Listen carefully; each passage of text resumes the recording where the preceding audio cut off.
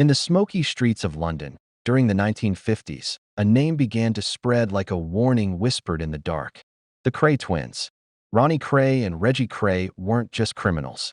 They were a presence, a shadow that moved through the East End, shaping the streets in ways no one dared to challenge. They grew up in a world where respect was taken, not given. Fights were common. Fear was currency. And from a young age, the twins understood something most people didn't. Power came from control. At first, it was small. Protection rackets, street fights, local influence.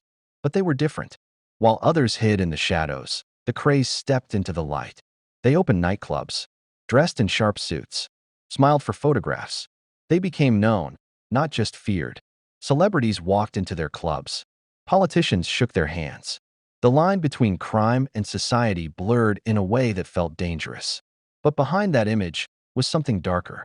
Ronnie was unpredictable, explosive, violent without warning. Reggie was calmer, more controlled, but just as dangerous in his own way. Together, they balanced each other. Until they didn't.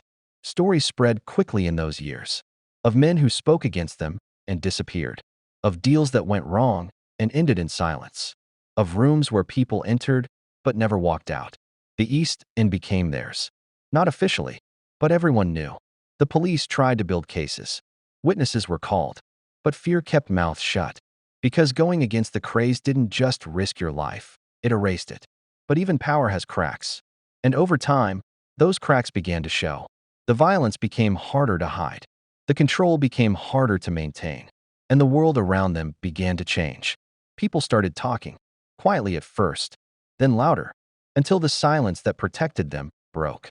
Arrests followed. Trials. The kind that filled newspapers and drew attention from everywhere.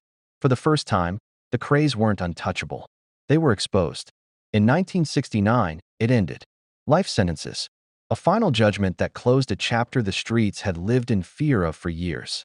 But even after prison walls separated them from the city they once controlled, their presence didn't disappear. Because legends like that don't fade easily. They remain in stories. In whispers.